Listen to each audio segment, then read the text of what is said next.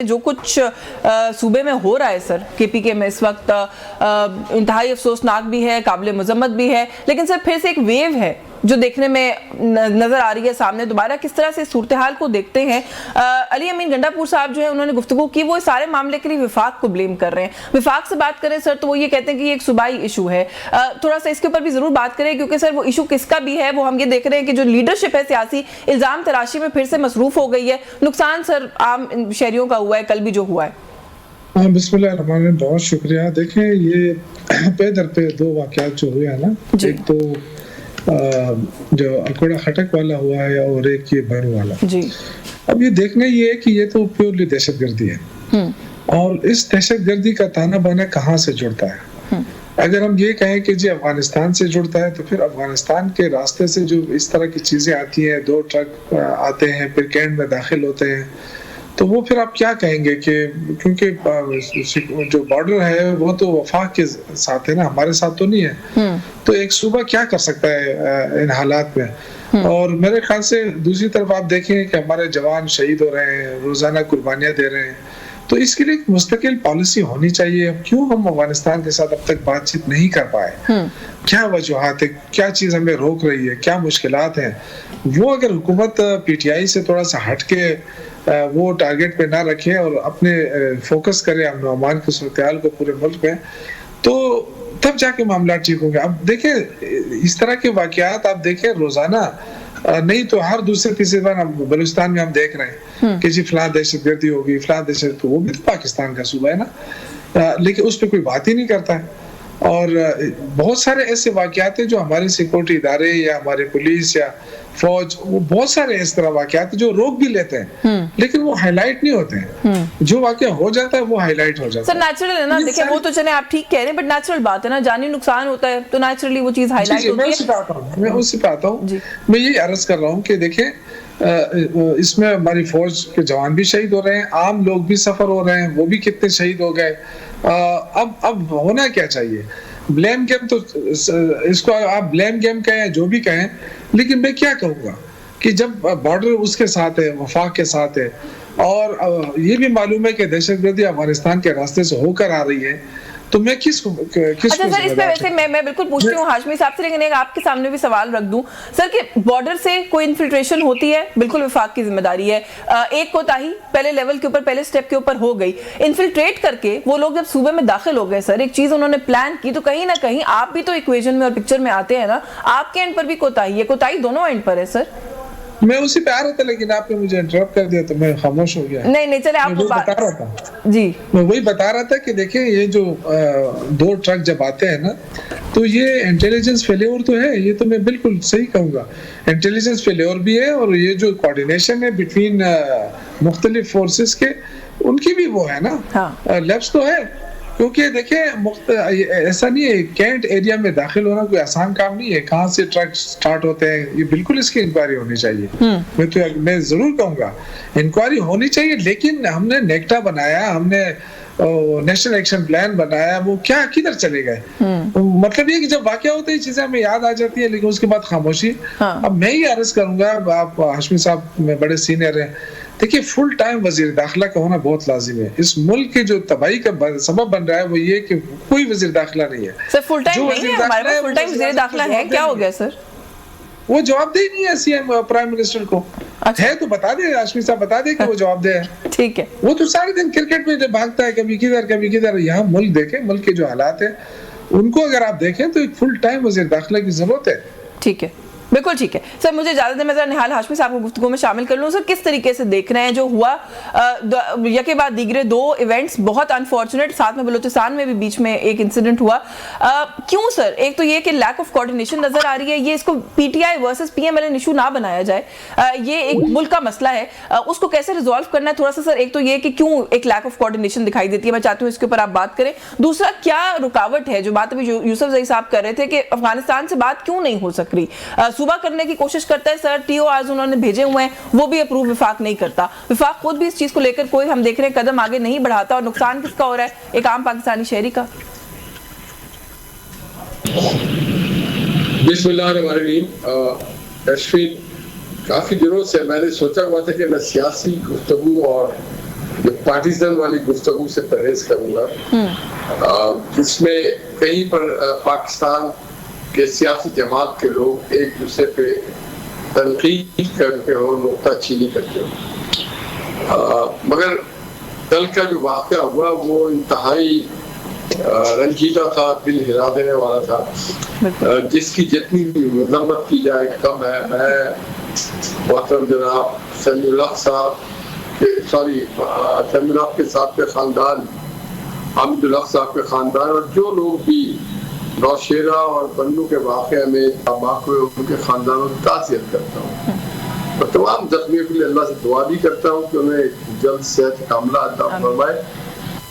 اور حکومت سے بھی میں درخواست کروں گا، ساری حکومت جو بھی ہو، لوکل گورنمنٹ کی ہو، پروونشل ہو، فیڈرل ہو، کہ ان کی آپ دیکھ بھال کریں، ان کی مالکی کی جائے۔ بنیادی جو ذمہ داری ہے ریاست کی وہ اپنے عوام کی جان و مال کی حفاظت اور اس کے تحفظ کو کرنا، وہ ایکسٹرنل تھریٹ سے ہو یا انٹرنل تھریٹ سے ہو۔ بدقسمتی یہ ہے کہ ابھی یہ سارے ہمارے ایکسٹرنل تھریٹ جو ہے ہماری انٹرنل کمزوری کی وجہ سے ہمارے انٹرنل تھریٹ بن گئے۔ بعض چیزیں آپ کی اور شوکت کی میں سن رہا تھا، ٹھیک ہے، مگر بعض چیزیں ایسی ہے کہ جو اکراس دا بارڈر نہیں ہے۔ اب وہ جو چیزیں ہیں وہ ماضی میں ہم نے ان کو انوائٹ کر لیا تھا، جنہیں خارجی آپ کہتے ہیں، پاکستان کے سوائل پہ اسٹیبلش ہو گیا، اور اب یہ معاملہ جسے کہتے ہیں ان لینڈ وار شروع کر دیا گیا۔ یہ چاہتے ہیں کہ پاکستان میں کوئی اس طرح کی جنگ ہو، خانہ جنگی ٹائپ کی چیز ہو۔ بارڈر الحمدللہ اب کے افواج پاکستان نے سیکیور کیا ہوا ہے، مگر وہ جو چوری سے اور چپکے سے آتے ہیں، بزدلی کے ساتھ آپ کے اوپر حملہ آور ہوتا ہے، اور خاص کر کے جب عورتیں اور بچے اور عوام پہ، اور ایون ماہ رمضان میں مساجد کو نہیں بخشا گیا، تو پھر شرمندگی سے جھک جاتا ہے کہ ہم کن لوگوں کو سمجھتے تھے کہ یہ، میں نے خوارج سے بھی کہا اگر ایک قدم کوئی آگے ہے تو وہ شاید یہ ہو، کیوں کہ رمضان کا مہینہ ہے، مساجد ہے، اس میں عورتیں ہیں، ان میں بچے ہیں، اور اس کے بعد ان کا کوئی لینا دینا نہیں ہے، آپ ان کے اوپر آ کے حملہ آور ہوتے ہیں۔ یہ کس کو آپ خوش کرتے ہیں، کس کو آپ بتاتے ہیں کہ آپ کمزور کر رہے ہیں ریاست پاکستان کے حصے کو؟ میں یہ سمجھتا ہوں کہ اس میں ہماری بھی ذمہ داری، بنیادی ذمہ داری لوکل تھانے کی، لوکل پولیس کی۔ ہم حل کرنے کے لیے کیا کر رہے ہیں؟ وہ تو بالکل ٹھیک ہے، بیک گراؤنڈ جو آپ سیٹ کر رہے ہیں ایسا ہی ہے، افسوسناک بھی ہے، قابل مذمت بھی ہے، مگر جو لوکل حکومت ہے، دیکھیں نا آپ، اگر کے پی کے عوام نے کروڑوں کا بجٹ، اربوں کا بجٹ دیا ہوا ہے کے پی کے حکومت کو کہ وہ لا اینڈ آرڈر کو بہتر کیا جائے، اور وہاں پہ سینکڑوں کی ہزاروں کے حساب سے ملازم بھی ہیں، انٹیلیجنس کے ادارے بھی ہیں، تو یہ فیلیور نہیں ہونا چاہیے۔ لیکن سر کاؤنٹر ٹیررزم کی پالیسی اوور آل ملک کی بھی ہوتی ہے نا، وہ وفاق سے اوریجنیٹ کرتی ہے۔ وفاق کیا کر رہا ہے؟ یوسف زئی صاحب کہتے ہیں پہلے ایک فل ٹائم انٹیریئر منسٹر تو لگائیں تاکہ جو کوارڈینیشن ہے صوبے کی اور وفاق کی وہ تو پہلے کام چل پڑے نا، وہ تو بہتر ہو سکے۔ اچھا، میں یہ کہنا چاہتا ہوں کہ جو کوارڈینیشن ہے وفاق کی اور صوبے کی، اس کو شدید بہتر کرنے کی ضرورت ہے۔ جب تک وہ کوارڈینیشن بہتر نہیں ہوگا تو معاملہ آگے نہیں بڑھے گا۔ ان لینڈ جو لڑائی ہوتی ہے ملک کے اندر، جو بات ہے، میں شوکت صاحب کی بات سے اتفاق کرتا ہوں کہ وزیر داخلہ صاحب کو فل ٹائم اس پہ فوکس کرنا چاہیے، اور اب تو الحمدللہ ایسوسیٹ وزیر بھی آنے والے ہیں، اور صوبائی جو وزراء ہیں ان سے بھی ان کو بات چیت کرنا چاہیے۔ تو دیکھیں بنیادی چیزیں ہم سیاست بعد میں کرتے رہیں گے، ہماری کام جو ہے وہ اپنے لوگوں کی جان و مال کی حفاظت کرنا ہے۔ چلے میں تھوڑا سا، بالکل آپ نے یہ بات کی نا، آپ نے کہا کہ سر اربوں کا بجٹ ہے، پرنسپل لائبلٹی صوبائی گورنمنٹ کی ہوتی ہے، پرنسپل رسپانسبلٹی صوبائی گورنمنٹ کی ہوتی ہے، ریسٹ جو ہے وہ سارے اداروں پہ۔ اور چلے میں آپ کی جانب آتی ہوں سر دوبارہ، لیکن جب یہ بات آفیشلی بتا دی جائے کہ کل جو کچھ ہوا وہ کرنے والے افغانستان کی سرزمین استعمال کر رہے تھے، وہاں سے آئے تھے، تو پھر بارڈر تو سر صوبائی حکومت کے پاس نہیں آتا نا یوسف زئی صاحب۔ لیکن پھر بھی کیونکہ نہال ہاشمی صاحب بھی یہ سوال کریں، میں نے یہ سوال اور لوگوں کو بھی کرتے ہوئے دیکھا کہ جی اربوں کا بجٹ جاتا ہے لا اینڈ آرڈر کے نام پر صوبوں کو، تو پھر اگر کچھ ہوتا ہے تو ذمہ داری صوبے کی ہی ہے۔ اور تھوڑا سا آگے بڑھتے ہوئے علی امین گنڈا پور صاحب نے کل کے انسیڈنٹ کو اس کے ساتھ جوڑتے ہوئے یہ بات بھی کی، انہوں نے کہا کہ اگر کوئی سمجھتا ہے کہ خالی ہم ہی افیکٹڈ رہیں گے اس سے، تو وہ غلط سوچتا ہے، یہ پورا ملک اب اس سے متاثر ہوگا۔ اس پر آپ کیا کہیں گے سر؟ یہ کیوں اس طرح کی بات کی ہے گنڈاپور صاحب نے؟ نہیں، وہ انہوں نے صحیح کہا ہے. دیکھیں متاثر تو ہوگا، مطلب یہ کہ اکوڑا خٹک کتنا دور ہے اٹک سے. مطلب یہ کہ دہشت گردی کا کوئی وہ تو نہیں ہے نا، کوئی ایسا تو نہیں ہے کہ خود کش حملہ کو ہم کوئی جان بوجھ کر چھوڑتے ہیں. یا اس کو تو روکنے کے لیے ہماری سیکورٹی ادارے کتنی کوشش کرتے ہیں، جانوں کے نذرانے دے رہے ہیں، لیکن مشکل ہوتا ہے.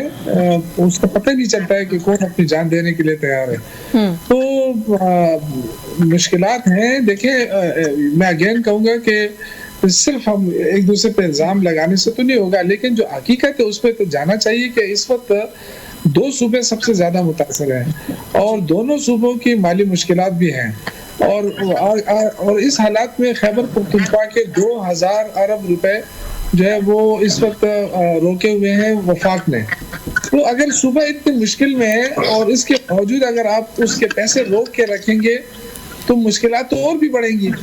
تو یہ دیکھیں صرف یہ نہیں کہنا کہ ہم نے سی ٹی ڈی بنا لیا یا فلاں بنا لیا یا فلاں بنا لیا. ان کو ایکٹیویٹ کرنے کے لیے ہم کوشش کر رہے ہیں، لیکن اگر وفاق جو ہے این ایف سی ایوارڈ نہیں دے گا، نیا این ایف سی ایوارڈ نہیں دے گا، اور پرانے میں ہمیں جو فاٹا ہے وہ وفاق کے ساتھ ہے. 2018 کے بعد 2019 کے بعد یہ ہمارے صوبے کے ساتھ آیا، لیکن این ایف سی ایوارڈ پرانا ہے، ہمیں اس کے وسائل نہیں مل رہے ہیں. تو آپ خود سوچیں نا، اتنا بڑا صوبہ، پھر ساری چیزوں کو دیکھ کر اگر ہم چلیں گے اور وفاق کہے گے جی ہمارے پاس پیسے نہیں ہے، تو جو 27,000 ارب کا قرضہ لیا اپنے 2 سالوں میں، تو اس میں اگر 2,000 روپے صوبے کا قرضہ ادا کر دیا جاتا تو کیا مشکل تھا؟